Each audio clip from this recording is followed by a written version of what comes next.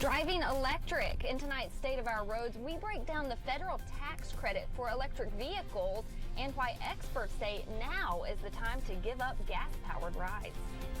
Not the way of the future, it's the present.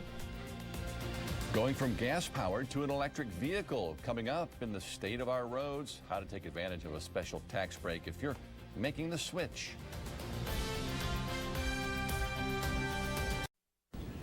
More than 700 people in Buncombe County drive electric vehicles. That's according to Advanced Energy, a North Carolina nonprofit energy firm. Right now, there's an incentive for buying in the form of a federal tax credit.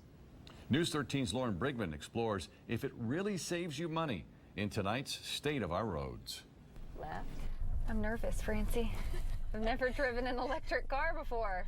Electric vehicles spark a different kind of driving experience. It feels different, doesn't it? Smooth ride. Feels totally different. Francie Black allowed me behind the wheel of her Tesla Model S for this story. She's had Sparky for 5 years. Just to show you that it's driving. It is driving. And gives us her honest opinion as a technology consultant and blogger. Love it. It's an incredible ride. It's incredibly powerful. Worth the money? Oh. It's a phenomenal car. When purchasing her car, Francie took advantage of the federal incentive, a tax credit worth up to $7,500. I don't care what kind of electric car you have, not to have to go to the gas station, stand and smell those fumes, not pollute. It is phenomenal. Though the upfront cost of her Tesla was steep, she says it's saving her in the long run. But for us, our kids, 4 kids, driving literally all over the county for events, we literally had about a $700 a month gas bill. Giving up her gas-powered ride at the cost of a little more planning when taking a trip to map out charging stations. We're supercharging, okay? So for me to get a full charge is 25 minutes. The Land of Sky Clean Vehicles Coalition says there are about 50 public access chargers for electric vehicles here in Buncombe County. More and more restaurants, businesses are realizing it's very inexpensive to give away a bit of electricity. Jennifer Rennicks with the Southern Alliance for Clean Energy says more charging stations for electric vehicles are popping up in the region. In fact, the nonprofit is even upgrading its charging capability for members with the perk of prime parking near downtown Asheville. We will have 4 plugs that provide solar generated electrons so that you can literally drive on sunshine. It costs about 3 cents a mile for the electricity to run an electric car. It costs about 10 cents a mile to put gas in the average American car. Retired automotive engineer and college professor Dave Erb is also an electric vehicle owner.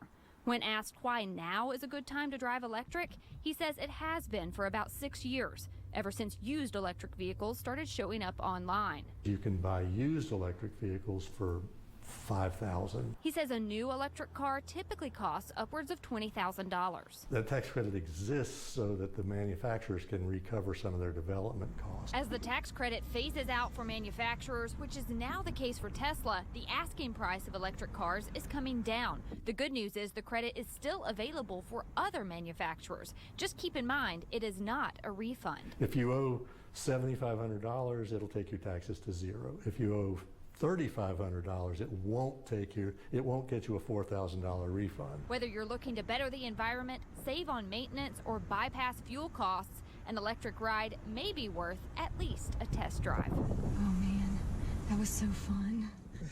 In Buncombe County, Lauren Brigman, News 13. You can tell she really enjoyed Yes. that. I mean, you may recognize Francie Black from our Tech Time segments here at News 13. She recently got the scoop on some new electric vehicles in the works from Sony and Amazon. And head over to WLOS.com for those details, plus a special referral link for free supercharging if you're considering buying a Tesla.